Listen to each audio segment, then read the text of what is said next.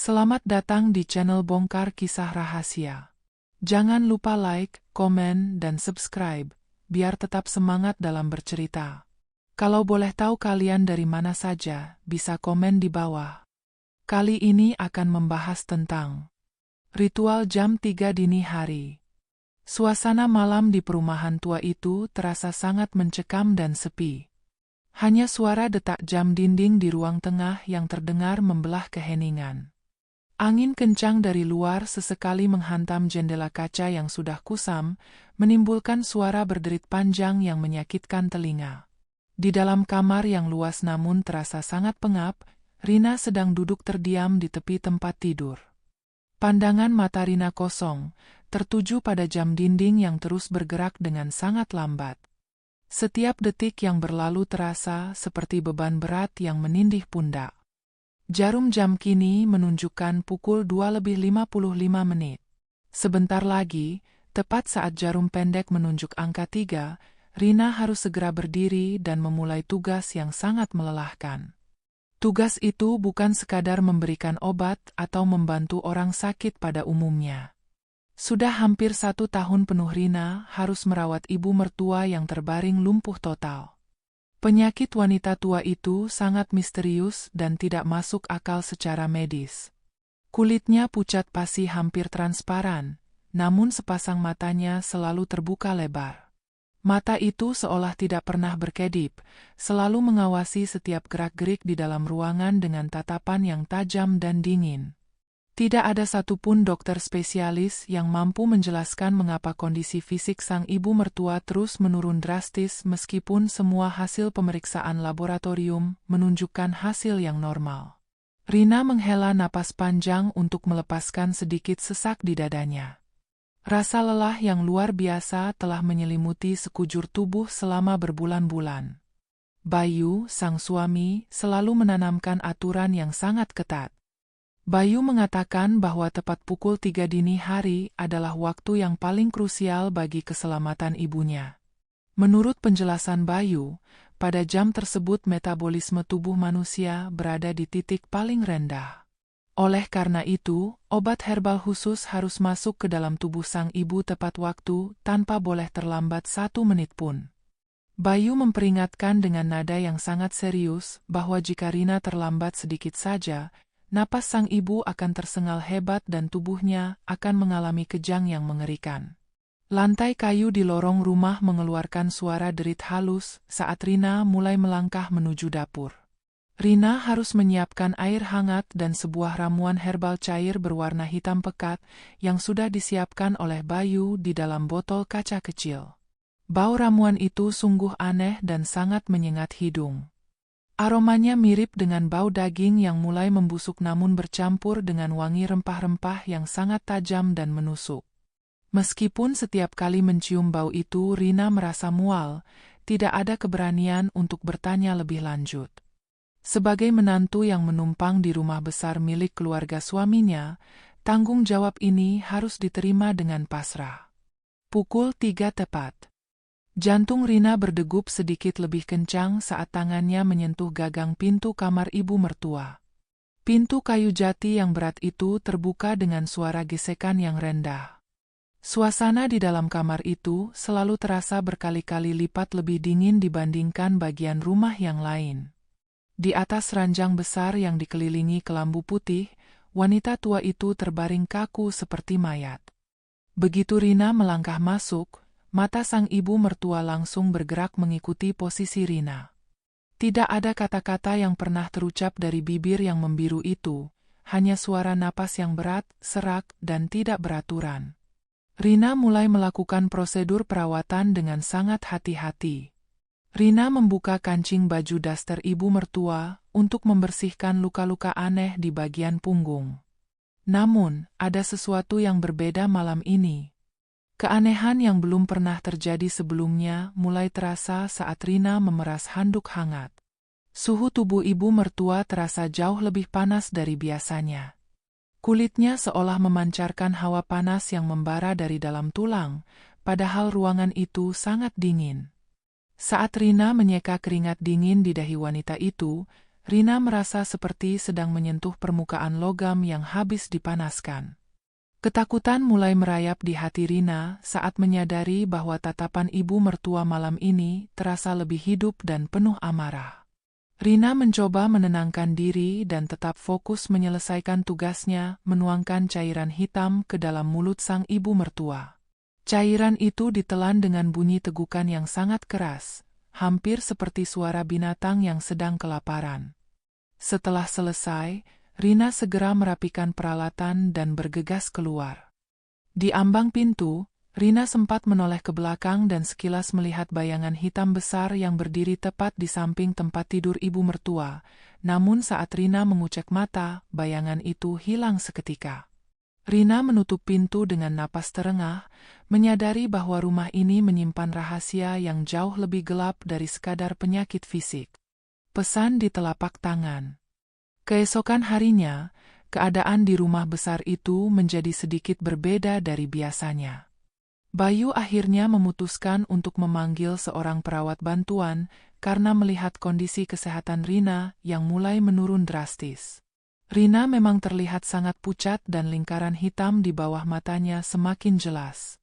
Perawat itu bernama Siska, seorang wanita muda yang memiliki wajah yang sangat cemas dan tidak tenang.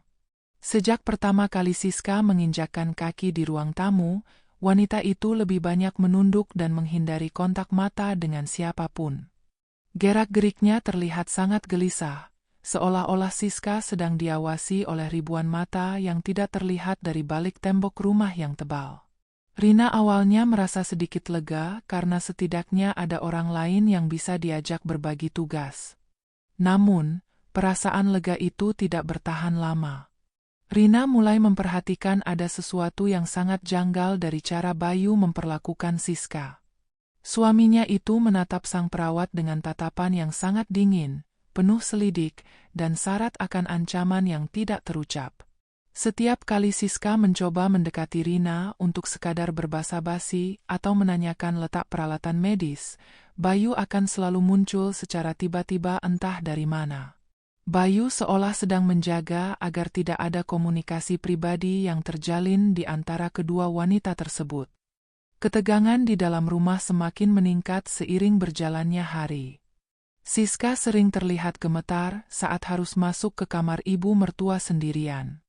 Suatu sore, saat matahari mulai terbenam dan menciptakan bayangan panjang yang menyeramkan di koridor, Rina melihat Siska sedang berdiri diam di depan pintu kamar ibu mertua dengan tubuh yang kaku. Siska tampak seperti orang yang sedang mengumpulkan keberanian luar biasa hanya untuk memutar gagang pintu. Hal ini membuat Rina semakin yakin bahwa perawat tersebut mengetahui sesuatu yang tidak Rina ketahui tentang kondisi sebenarnya di dalam rumah ini. Kesempatan untuk berbicara akhirnya datang tanpa diduga saat Bayu sedang sibuk di dalam kamar mandi. Siska yang sedang memegang nampan bekas obat segera berlari kecil menghampiri Rina yang sedang mencuci piring di dapur. Suasana dapur saat itu sangat sepi, hanya terdengar suara gemericik air dari keran. Siska tidak mengucapkan satu patah kata pun.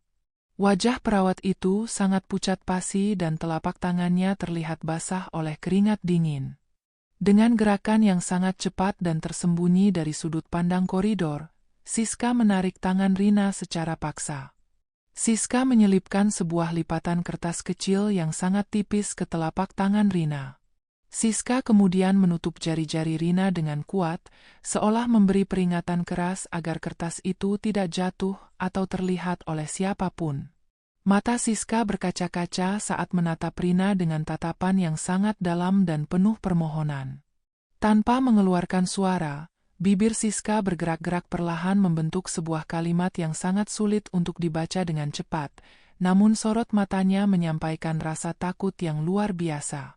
Begitu mendengar suara pintu kamar mandi terbuka di lantai atas, Siska segera melepaskan tangan Rina dan kembali bersikap seolah sedang merapikan peralatan makan. Rina segera memasukkan kertas kecil itu ke dalam saku daster bagian dalam. Jantung Rina mulai berdegup sangat kencang, hingga suaranya seolah terdengar di telinganya sendiri. Setelah memastikan keadaan benar-benar aman dan Bayu sudah kembali masuk ke dalam ruang kerja pribadinya yang selalu terkunci rapat, Rina dengan terburu-buru masuk ke kamar mandi dan mengunci pintunya dari dalam. Dengan tangan yang masih bergetar hebat, Rina membuka lipatan kertas kecil yang sudah sedikit lembab karena keringat. Tulisan di dalam kertas itu tampak dibuat dengan sangat terburu-buru, tidak rapi, dan menggunakan pensil yang ujungnya hampir patah. Isinya sangat singkat namun sanggup membuat seluruh aliran darah di tubuh Rina terasa membeku seketika. Di sana tertulis dua kata yang sangat mengerikan, "Jangan sendirian." Rina terdiam mematung selama beberapa menit sambil terus menatap tulisan itu. Apa sebenarnya maksud dari peringatan singkat ini? Mengapa Siska mempertaruhkan nyawanya hanya untuk memberikan pesan ini? Selama ini Rina memang sering merasakan kehadiran sesuatu yang tidak kasat mata saat melakukan ritual jam 3 pagi, namun mendapatkan peringatan langsung dari orang luar, seperti Siska membuat semua ketakutan itu menjadi nyata dan beralasan. Rina menatap bayangan dirinya sendiri di cermin kamar mandi yang retak. Wajahnya kini terlihat sangat asing, penuh dengan ketakutan yang mendalam. Rina menyadari bahwa dirinya bukan sekadar seorang istri yang sedang merawat ibu mertua yang sakit. Rina menyadari bahwa ada sebuah rencana besar yang sangat gelap sedang disusun secara rapi di balik dinding rumah ini. Dan yang paling menakutkan adalah, Rina baru saja menyentuh bagian paling ujung dari sebuah kenyataan yang mungkin akan mengancam nyawanya sendiri dalam waktu dekat. Senyum di balik selimut. Malam terasa semakin panjang bagi Rina setelah menerima pesan misterius dari Siska. Setiap kali Rina memejamkan mata, tulisan "Jangan sendirian" itu seolah menari-nari di kegelapan kelopak matanya. Tidur bukan lagi menjadi tempat untuk beristirahat, melainkan ruang penuh kecurigaan. Pukul 2 dini hari, Rina sudah terbangun dengan keringat dingin yang membasahi bantal. Rina merasa seolah-olah ada ribuan pasang mata yang mengintip dari balik celah lemari dan sudut plafon kamar yang mulai berjamur. Rumah ini bukan lagi sekadar bangunan kayu dan beton. Rumah ini mulai terasa seperti makhluk hidup yang sedang mengawasi setiap tarikan napas Rina. Rina memutuskan untuk keluar kamar lebih awal sebelum jam ritual dimulai. Rina berjalan tanpa alas kaki agar suaranya tidak memicu kecurigaan Bayu yang biasanya tertidur lelap setelah tengah malam. Saat melewati depan kamar ibu mertua, Rina berhenti sejenak. Pintu kamar itu tidak tertutup rapat, menyisakan sedikit celah yang memperlihatkan cahaya temaram dari lampu tidur yang berwarna merah redup. Rina mendekatkan wajah ke celah tersebut, mencoba mengintip apa yang terjadi di dalam. Pemandangan di dalam kamar itu membuat jantung Rina hampir berhenti berdetak. Ibu mertua yang selama ini diketahui lumpuh total dan tidak berdaya, kini sedang duduk tegak di atas ranjang tanpa bantuan penyangga apapun. Tubuhnya yang kurus kering tampak kaku, namun yang paling mengerikan adalah ekspresi wajahnya. Wanita tua itu sedang tersenyum lebar, sangat lebar hingga sudut bibirnya seolah menyentuh telinga. Matanya yang biasanya terlihat kosong kini bersinar dengan binar yang penuh dengan kebencian dan kepuasan yang aneh. Ibu mertua tidak sedang memandang tembok, dia sedang memandang ke arah daster cadangan milik Rina yang tergantung di pojok ruangan, seolah-olah dia sedang membayangkan Rina berada di dalam pakaian itu. Rina menutup mulutnya dengan kedua tangan agar tidak berteriak. Secara perlahan, Rina mundur menjauh dari pintu. Namun, saat Rina mundur, hidungnya menangkap bau yang sangat menyengat. Bau itu bukan lagi sekadar aroma obat herbal yang busuk, melainkan bau amis darah segar yang bercampur dengan bau tanah kuburan yang basah. Bau itu berasal dari bawah tempat tidur ibu mertua. Rina melihat ada cairan kental berwarna merah kehitaman yang perlahan merembes keluar dari bawah kolong ranjang, mengotori lantai kayu yang mahal itu. Rina ingin sekali masuk dan memeriksa, namun rasa takut yang luar biasa menahan langkah kakinya. Tiba-tiba, suara langkah kaki berat terdengar dari arah tangga. Itu adalah langkah kaki Bayu. Rina segera berlari sekecil mungkin menuju dapur dan berpura-pura sedang memanaskan air. Jantung Rina berdegup kencang saat Bayu masuk ke dapur dengan wajah yang sangat datar. Bayu tidak menyapa, dia hanya berdiri di belakang Rina sambil memperhatikan gerak-gerik istrinya. Rina bisa merasakan hawa dingin yang terpancar dari tubuh suaminya sendiri.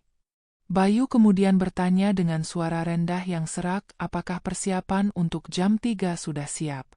Rina hanya bisa mengangguk tanpa berani menoleh. Ketika jam akhirnya menunjukkan pukul 3 pagi, Rina masuk kembali ke kamar itu bersama Bayu. Namun anehnya, saat pintu dibuka, ibu mertua sudah kembali dalam posisi terbaring lemah seperti biasanya. Tidak ada lagi senyum mengerikan, tidak ada lagi posisi duduk tegak. Cairan merah di lantai pun sudah hilang bersih, seolah tidak pernah terjadi apa-apa. Rina mulai meragukan kewarasannya sendiri. Apakah tadi hanya halusinasi karena kelelahan, ataukah rumah ini memang memiliki kemampuan untuk menyembunyikan kebusukannya dalam sekejap mata? Saat Rina menyuapkan cairan hitam itu, ibu mertua sempat melirik Rina dengan sudut mata, dan untuk sekian detik, Rina melihat senyum tipis itu muncul kembali, sebuah senyum kemenangan yang ditujukan khusus untuk Rina. Suami yang terlalu tenang. Pagi harinya, suasana di meja makan terasa sangat canggung. Rina duduk berhadapan dengan Bayu yang sedang tenang memotong roti bakarnya. Ketenangan Bayu terasa sangat tidak wajar di tengah semua kejadian aneh yang terjadi semalam. Rina mencoba memberanikan diri untuk membuka suara. Rina menceritakan bahwa semalam Rina melihat ibu mertua bisa duduk sendiri dan ada bau yang sangat tidak enak di dalam kamar tersebut. Rina berharap Bayu akan menunjukkan rasa khawatir atau setidaknya memberikan penjelasan yang logis. Namun, reaksi Bayu justru di luar dugaan. Bayu meletakkan pisaunya dengan perlahan, menatap Rina dengan tatapan yang sangat tajam dan dingin. Bayu mengatakan bahwa Rina mungkin terlalu banyak berimajinasi karena kurang tidur. Suara Bayu terdengar sangat datar, hampir tidak ada emosi di dalamnya.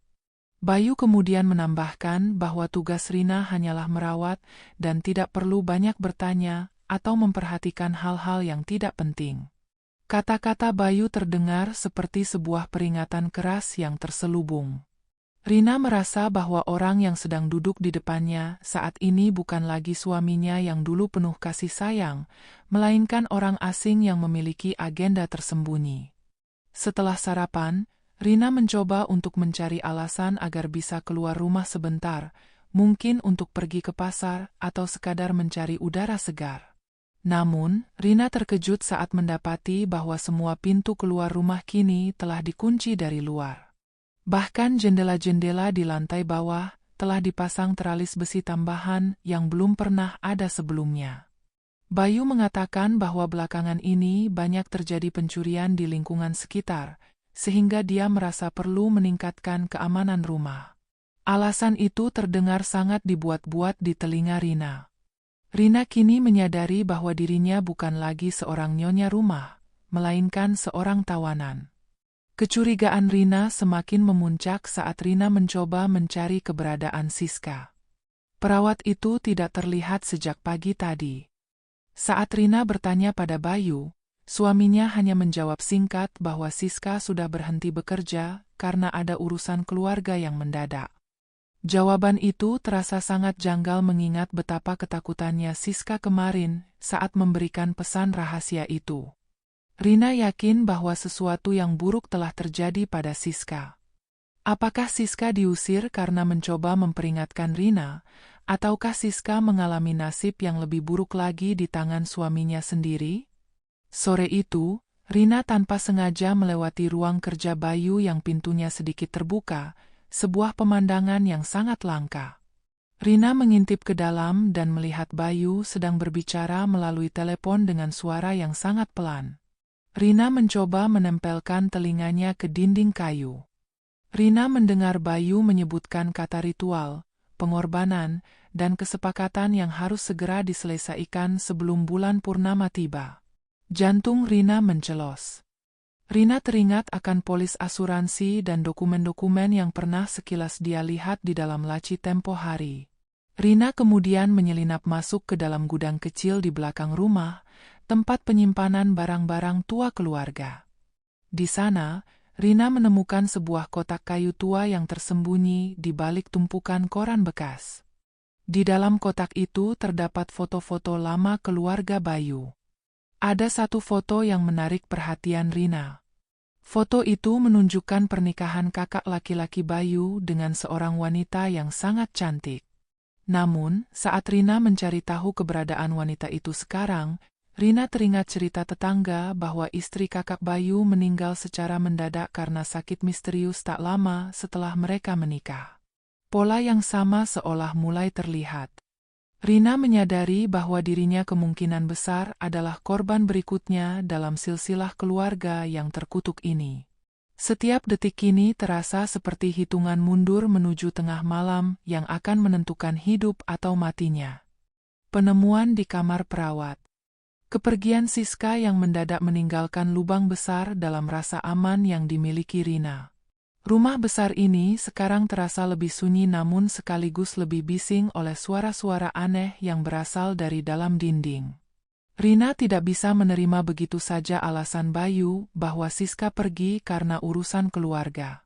Siska adalah seorang profesional, dan ketakutan di matanya kemarin bukanlah ketakutan seseorang yang ingin pulang kampung, melainkan ketakutan seseorang yang melihat kematian di depan mata. Rina merasa harus mencari tahu apa yang sebenarnya terjadi, atau setidaknya mencari jejak yang mungkin ditinggalkan oleh perawat malang itu. Memanfaatkan momen saat Bayu sedang sibuk mandi sore, Rina memberanikan diri menuju kamar kecil di bagian paling belakang rumah, dekat area cuci. Kamar itu adalah tempat Siska menginap selama beberapa hari terakhir. Pintunya tidak dikunci, seolah-olah Bayu yakin bahwa Siska tidak meninggalkan apapun yang berharga. Saat Rina masuk, bau pewangi ruangan yang murah masih tercium, namun suasananya terasa sangat dingin dan hampa. Tempat tidurnya sudah dirapikan dengan sangat kaku, hampir menyerupai ranjang di rumah sakit. Rina mulai memeriksa setiap sudut. Rina membuka lemari pakaian yang sudah kosong, kemudian meraba bagian bawah kasur. Di sana Rina tidak menemukan apapun. Namun, saat Rina hendak menyerah dan keluar, kakinya tidak sengaja menginjak bagian lantai kayu yang terdengar sedikit berbeda. Ada suara kopong saat tumit Rina menekannya. Dengan sisa keberanian yang ada, Rina menggunakan kuku jarinya untuk mencongkel celah di antara papan kayu tersebut. Setelah beberapa kali mencoba, papan itu akhirnya terangkat. Di dalam celah sempit itu, terdapat sebuah buku catatan kecil dengan sampul kulit yang sudah mengelupas. Rina segera mengambilnya dan membukanya dengan tangan gemetar. Lembar demi lembar berisi catatan medis harian tentang ibu mertua, namun catatan itu semakin lama semakin berubah menjadi catatan ketakutan. Siska menuliskan bahwa setiap kali dia memberikan obat pada pukul 3 pagi, dia merasa seolah-olah bukan sedang mengobati manusia, melainkan sedang memberi makan sesuatu yang lain. Siska menuliskan pengamatannya tentang bagaimana luka-luka di punggung ibu mertua tidak pernah sembuh tetapi justru membentuk pola tertentu yang menyerupai simbol kuno. Puncak dari catatan itu ada pada halaman terakhir yang ditulis dengan tinta yang sangat tebal dan berantakan. Siska menulis bahwa dia tidak sengaja mendengar percakapan antara Bayu dan seorang pria tua yang datang lewat pintu belakang pada tengah malam. Pria itu disebut sebagai tetua adat atau semacam dukun keluarga. Mereka berbicara tentang bagaimana tubuh ibu mertua sebenarnya sudah lama mati secara medis, namun jiwanya ditahan di dunia ini menggunakan ikatan darah. Siska menuliskan sebuah kalimat yang membuat Rina terduduk lemas di lantai kamar yang dingin itu. Mereka tidak butuh perawat lagi, mereka butuh tumbal yang memiliki hubungan darah melalui ikatan pernikahan yang sah. Rina merasa dunianya runtuh. Selama ini dia mengira dirinya adalah istri tercinta yang sedang berjuang bersama suaminya melewati masa sulit. Namun kenyataannya, Rina hanyalah seekor ternak yang sedang digemukkan untuk disembelih pada waktu yang tepat. Siska juga menuliskan bahwa setiap menantu di keluarga ini tidak akan pernah mencapai ulang tahun pernikahan yang ketiga. Rina menghitung di dalam kepalanya dan menyadari bahwa bulan depan adalah ulang tahun pernikahan mereka yang kedua. Waktunya sudah sangat dekat. Rina segera menyembunyikan buku itu di dalam balik bajunya dan bergegas keluar sebelum Bayu menyadari kehadirannya di area terlarang itu. CCTV yang tersembunyi. Kecurigaan kini telah berubah menjadi kepastian yang mengerikan. Rina tidak bisa lagi memandang rumah ini dengan cara yang sama. Setiap sudut terasa seperti jebakan, dan setiap kata yang keluar dari mulut Bayu terasa seperti racun yang manis. Namun, Rina menyadari bahwa dia tidak bisa lari begitu saja tanpa persiapan yang matang. Pintu-pintu terkunci rapat dan Bayu selalu memegang kunci utama di saku celananya. Rina harus tahu kapan tepatnya mereka akan bergerak sehingga dia bisa mencari celah untuk menyelamatkan diri. Sore itu, saat Rina sedang membersihkan debu di ruang tengah, dia melihat sebuah benda kecil yang berkilau di sela-sela hiasan plafon yang berukir rumit. Benda itu sangat kecil, hampir tidak terlihat jika tidak diperhatikan dengan saksama. Rina mengambil tangga lipat dengan alasan ingin membersihkan sarang laba-laba. Saat tangannya mencapai benda itu, jantungnya berdetak kencang. Itu adalah lensa kamera CCTV yang sangat canggih dan tersembunyi. Rina memeriksa sudut-sudut lain di ruang tengah dan di koridor menuju kamarnya. Ternyata ada lebih dari 3 kamera yang dipasang secara rahasia. Rina merasa sangat terhina sekaligus ketakutan. Bayu telah memantaunya selama 24 jam penuh. Rina bertanya-tanya di mana Bayu menyimpan monitor untuk memantau semua rekaman ini. Satu-satunya tempat yang tidak pernah boleh dimasuki oleh Rina adalah ruang kerja Bayu di lantai 2. Ruangan itu selalu terkunci dengan gembok ganda dan Bayu menghabiskan waktu berjam-jam di sana setiap malam dengan alasan mengurus pekerjaan kantor yang menumpuk. Keberuntungan berpihak pada Rina saat malam tiba. Bayu tampak sangat lelah dan jatuh tertidur di sofa ruang tamu setelah minum segelas kopi yang diam-diam telah dicampur oleh Rina dengan obat tidur dosis rendah milik ibu mertua. Rina bergerak dengan sangat pelan, hampir tidak bernapas, saat merogoh saku celana Bayu untuk mengambil kunci ruang kerja. Tangannya dingin, namun tekadnya sudah bulat.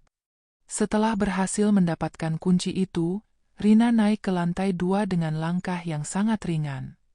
Pintu ruang kerja itu terbuka dengan suara klik yang pelan. Di dalam sana, suasananya sangat berbeda dengan bagian rumah lainnya. Ruangan itu dipenuhi dengan monitor komputer yang menampilkan sudut-sudut rumah dengan sangat jelas. Rina melihat dirinya sendiri di salah satu layar, rekaman tadi sore saat dia sedang menyapu. Namun yang lebih mengejutkan adalah monitor utama yang diletakkan di tengah meja. Monitor itu menunjukkan rekaman dari dalam kamar ibu mertua pada malam-malam sebelumnya. Rina memutar ulang rekaman pada pukul 3 dini hari tadi malam. Melalui layar monitor itu, Rina melihat dengan jelas apa yang tidak bisa dia lihat dengan mata telanjang saat berada di dalam kamar. Saat Rina sedang sibuk membersihkan luka ibu mertua, di belakang Rina berdiri sosok Bayu dan seorang pria tua berjubah hitam.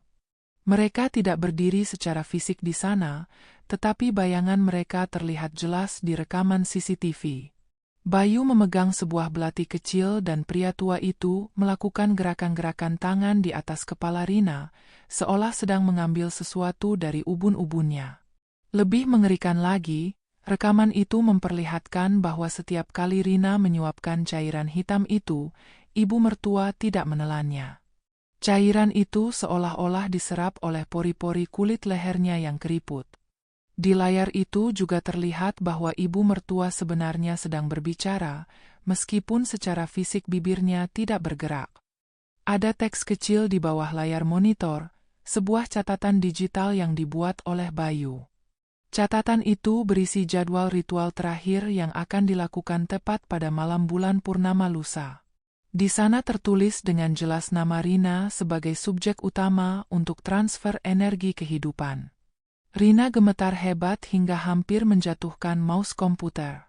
Dia kini tahu bahwa dia tidak sedang menghadapi penyakit, melainkan sebuah konspirasi mistis yang telah direncanakan dengan sangat matang oleh suaminya sendiri.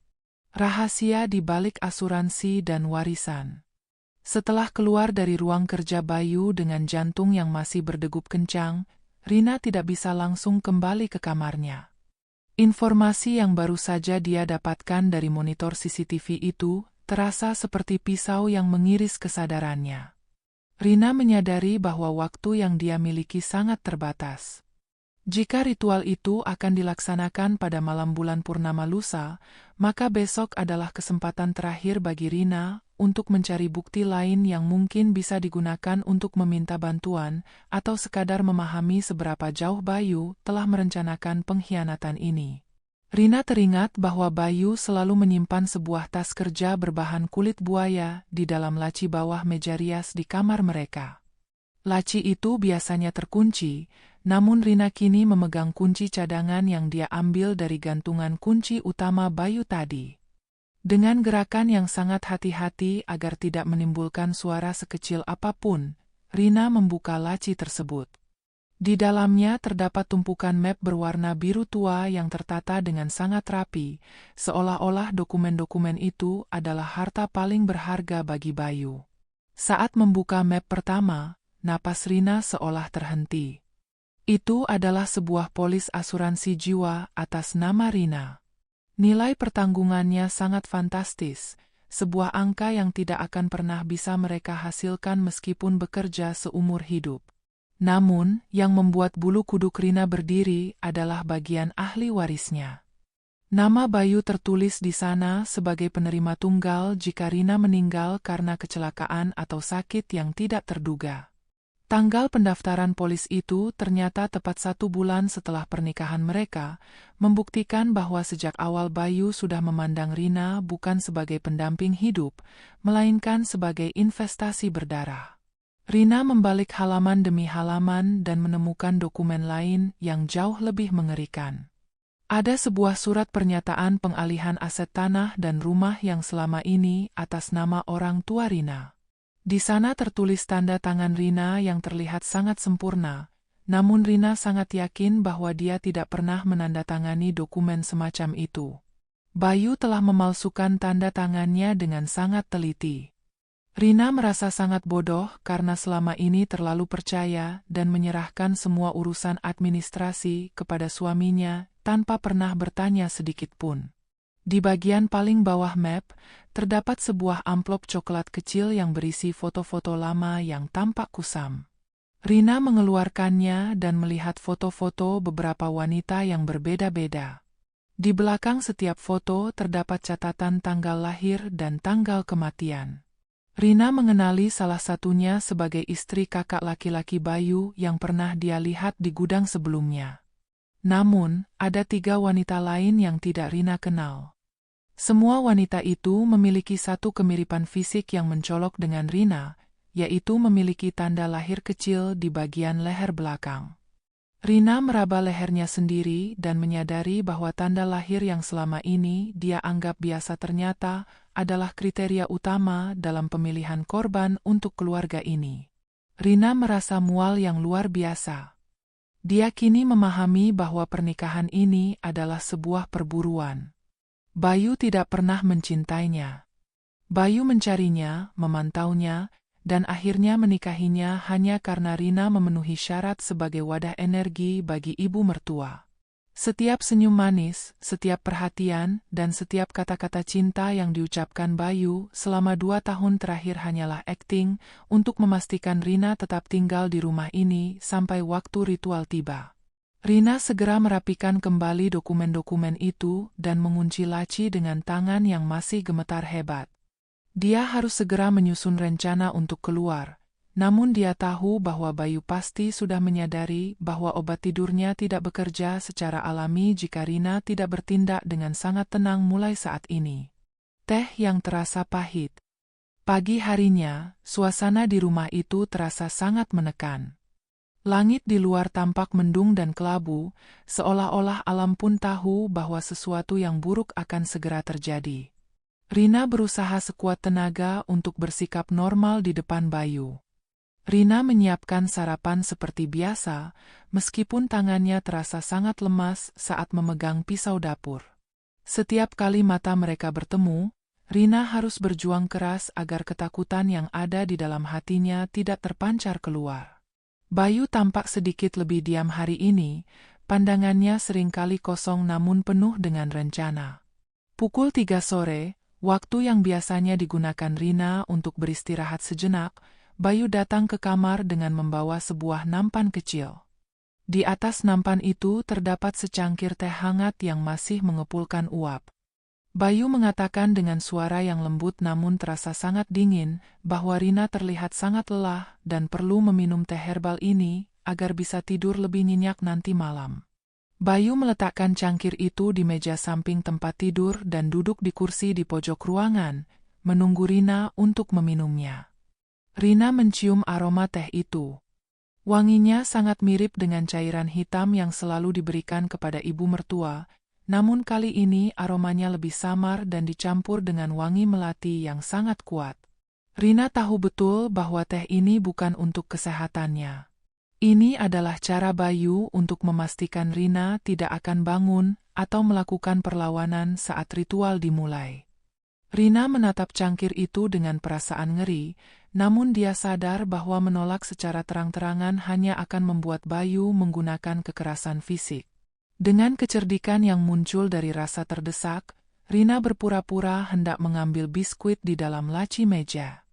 Saat perhatian Bayu teralih sejenak ke arah jendela karena suara burung gagak yang berteriak nyaring, Rina dengan cepat menuangkan sebagian besar isi teh itu ke dalam tanaman hias di dalam pot besar yang ada di samping tempat tidur. Rina kemudian menyisakan sedikit saja di dasar cangkir dan segera meletakkannya kembali ke meja. Saat Bayu menoleh kembali, Rina sedang mengusap mulutnya dengan tisu, berakting seolah-olah dia baru saja menghabiskan teh pahit tersebut. Bayu tampak tersenyum tipis melihat cangkir yang sudah kosong itu.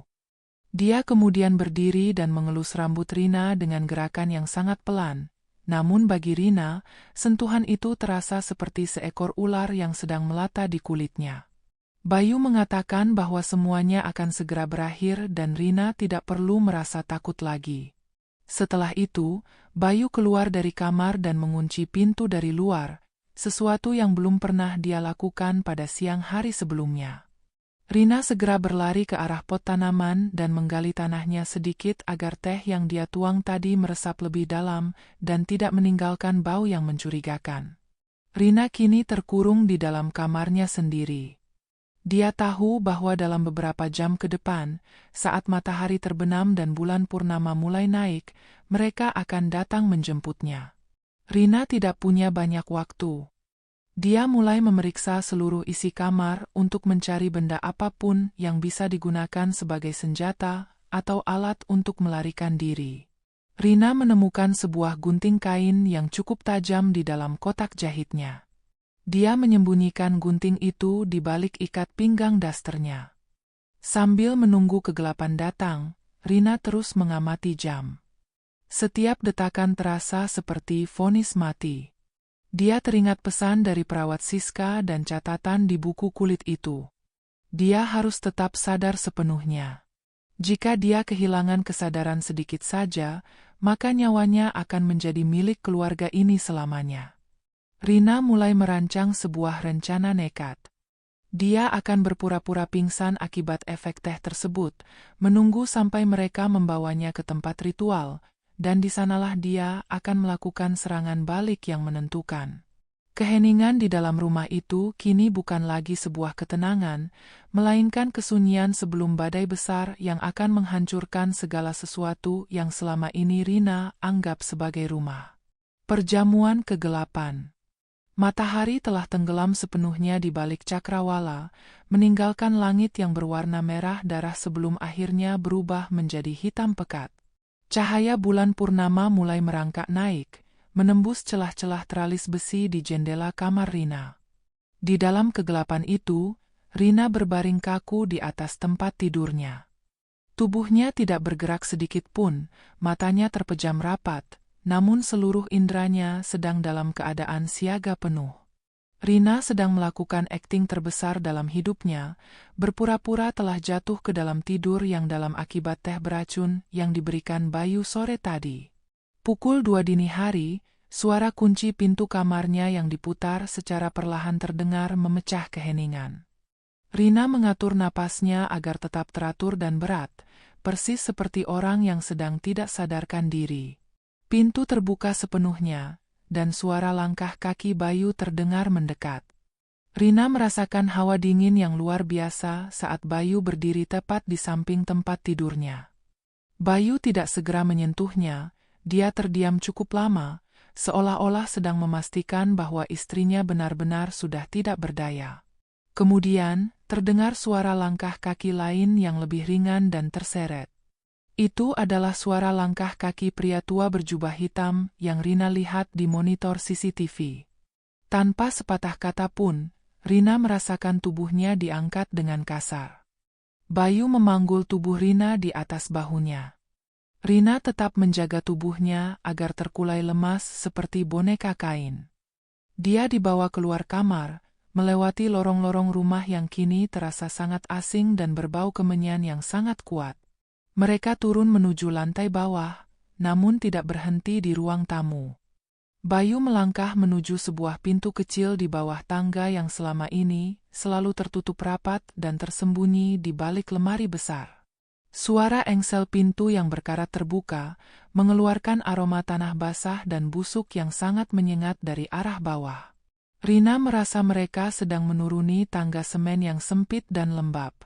Setelah beberapa saat, Bayu meletakkan tubuh Rina di atas sebuah meja batu yang terasa sangat dingin dan keras. Rina tetap memejamkan mata, namun dia bisa mendengar suara-suara aneh di sekelilingnya. Ada suara gesekan kain, suara logam yang saling bersentuhan, dan suara gumaman doa-doa dalam bahasa kuno yang belum pernah Rina dengar sebelumnya. Cahaya lilin yang berkedip-kedip terasa menembus kelopak mata Rina, memberitahu bahwa ruangan bawah tanah ini sangat luas dan dipenuhi oleh banyak orang. Secara perlahan, Rina memberanikan diri untuk sedikit membuka matanya melalui celah bulu mata yang sangat kecil. Pemandangan yang dilihatnya sungguh mengerikan. Di sekeliling meja batu itu berdiri Bayu, pria tua berjubah, dan beberapa anggota keluarga besar Bayu yang selama ini jarang Rina temui. Semuanya mengenakan pakaian hitam dengan wajah yang tampak tanpa ekspresi. Namun yang paling mengejutkan adalah kehadiran ibu mertua. Wanita tua yang seharusnya lumpuh itu kini berdiri tegak di ujung meja batu, mengenakan pakaian serba putih yang sudah kusam. Matanya merah dan menatap Rina dengan rasa lapar yang sangat nyata. Ritual pun dimulai. Pria tua itu mulai memercikkan cairan berbau anyir ke atas tubuh Rina. Bayu kemudian memegang tangan Rina dengan kuat, sementara pria tua itu mengangkat sebuah belati perak yang berkilau terkena cahaya lilin. Mereka mulai menyanyikan mantra dengan nada yang semakin lama semakin tinggi dan cepat. Rina bisa merasakan atmosfer di ruangan itu berubah, menjadi sangat berat seolah-olah oksigen mulai menghilang. Ibu mertua mulai melangkah maju menuju arah kepala Rina, tangannya yang kurus dan berkuku panjang mulai meraba leher Rina, mencari titik di mana tanda lahir itu berada. Di saat itulah, Rina tahu bahwa jika dia tidak bergerak sekarang, maka semuanya akan berakhir selamanya. Pelarian berdarah. Tepat saat pria tua itu mengangkat belati perak setinggi mungkin untuk melakukan tusukan pertama, Rina meledakkan seluruh tenaganya yang telah dia kumpulkan sejak tadi. Rina membuka mata lebar-lebar dan dengan gerakan kilat menarik gunting kain yang dia sembunyikan di balik pinggang dasternya. Sebelum pria tua itu sempat bereaksi, Rina menusukkan gunting itu ke arah paha Bayu yang sedang memegang tangannya. Bayu berteriak kesakitan dan pegangannya terlepas seketika. Rina tidak membuang waktu, dia segera bangkit dan menendang nampan berisi cairan ritual hingga tumpah mengenai lilin-lilin di sekitar meja batu. Kobaran api kecil mulai menyulut kain-kain penutup meja dan jubah pria tua itu. Ruangan bawah tanah yang tadinya penuh dengan aura mistis, seketika berubah menjadi kekacauan total. Rina melompat turun dari meja batu dan berlari menuju tangga semen tempat dia masuk tadi. Namun, ibu mertua yang tadinya tampak lemah kini bergerak dengan kecepatan yang tidak masuk akal. Wanita tua itu menerjang Rina dengan kekuatan yang sangat besar, kuku-kukunya berhasil mencakar bahu Rina hingga berdarah. Rina berteriak menahan sakit, namun kemarahan dalam dirinya jauh lebih besar daripada rasa takutnya. Rina memukul wajah ibu mertua dengan siku tangannya sekuat tenaga, membuat wanita tua itu jatuh tersungkur ke tumpukan barang-barang ritual. Bayu, yang masih menahan luka di pahanya, mencoba menghalangi jalan Rina di tangga. Wajah Bayu kini tampak sangat mengerikan, penuh dengan kemurkaan karena rencananya gagal total. Bayu berteriak bahwa Rina tidak akan pernah bisa keluar dari rumah ini hidup-hidup karena rumah ini sudah mengunci jiwanya. Namun, Rina tidak lagi peduli dengan gertakan suaminya. Rina menggunakan sebuah obor kecil yang terjatuh di lantai untuk menakut-nakuti Bayu agar menjauh dari tangga. Rina berhasil mencapai lantai atas rumah. Dia berlari sekencang mungkin menuju pintu depan, namun seperti yang dia duga, pintu itu masih terkunci rapat. Bayu dan anggota keluarga lainnya mulai naik dari bawah tanah. Suara langkah kaki mereka terdengar seperti segerombolan binatang buas yang mengejar mangsa. Rina teringat akan jendela di ruang kerja Bayu di lantai 2 yang pernah dia lihat. Rina segera berlari menaiki tangga dengan napas yang terengah-engah.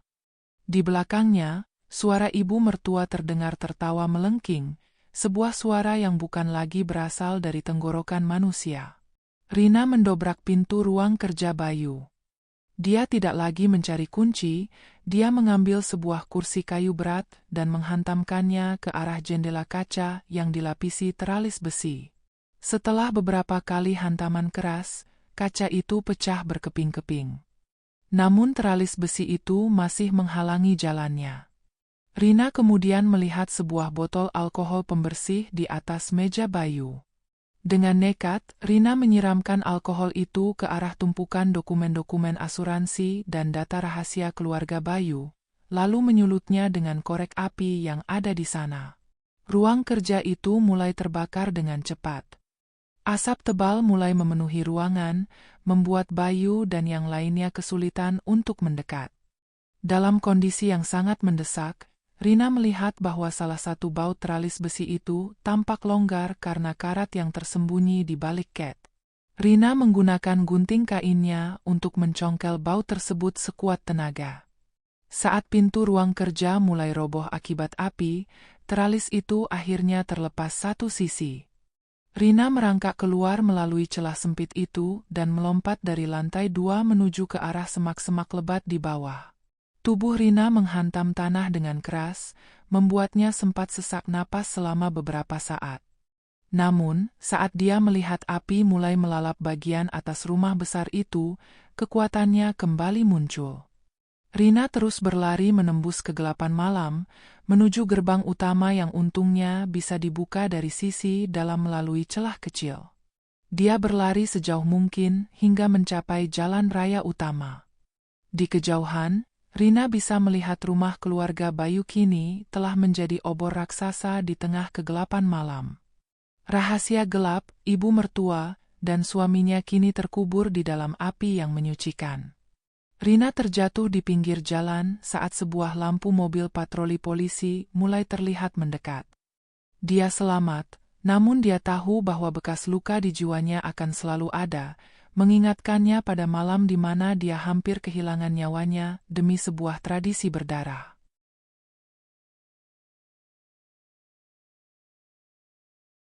Sisa abu yang menghitam. Suara sirine mobil polisi dan ambulans memecah keheningan malam yang panjang itu. Rina terduduk lesu di pinggir jalan raya dengan tubuh yang gemetar hebat. Selimut darurat yang diberikan oleh petugas medis terasa sangat kasar di kulitnya yang lecet dan penuh luka cakaran. Mata Rina tidak lepas dari arah bukit, di mana rumah besar keluarga Bayu kini hanya menyisakan kerangka hitam yang bara apinya masih sesekali memercik ke langit. Asap tebal membubung tinggi, membawa pergi semua penderitaan, rahasia gelap, dan bau busuk yang selama ini menghantui hidup Rina. Seorang petugas kepolisian mendekati Rina dengan buku catatan di tangannya. Petugas itu mencoba menanyakan apa yang sebenarnya terjadi, namun lidah Rina terasa keluh.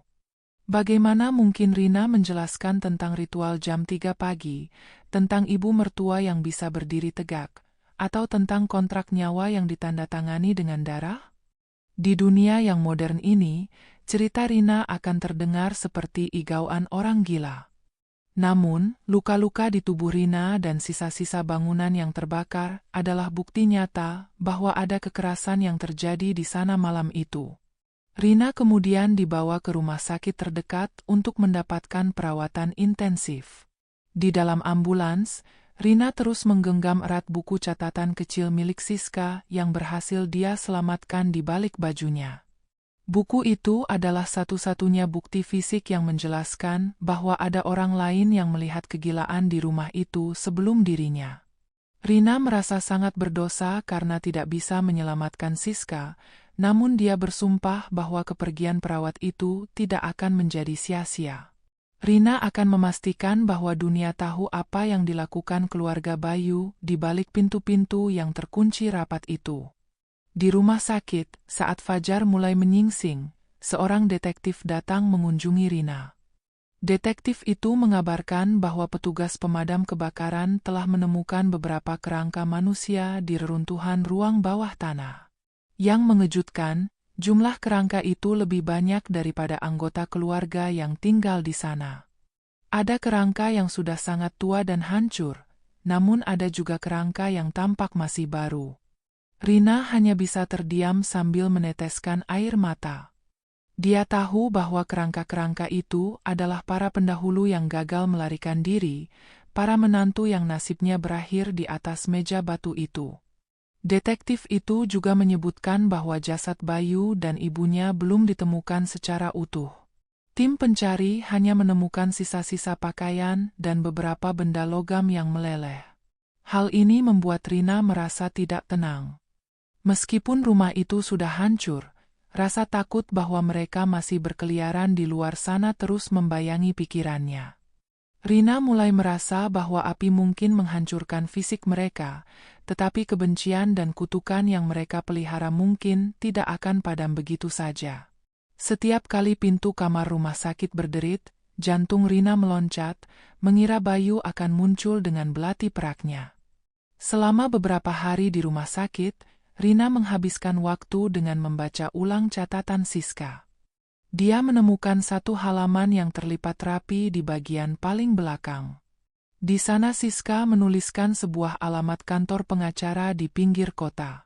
Siska menyebutkan bahwa dia telah mengirimkan salinan bukti-bukti tentang asuransi dan penggelapan aset yang dilakukan Bayu ke sana sebagai jaminan jika sesuatu terjadi padanya. Rina menyadari bahwa perjuangannya belum berakhir. Dia harus keluar dari rumah sakit ini dan mengambil bukti-bukti tersebut sebelum pihak keluarga Bayu yang lain menemukannya.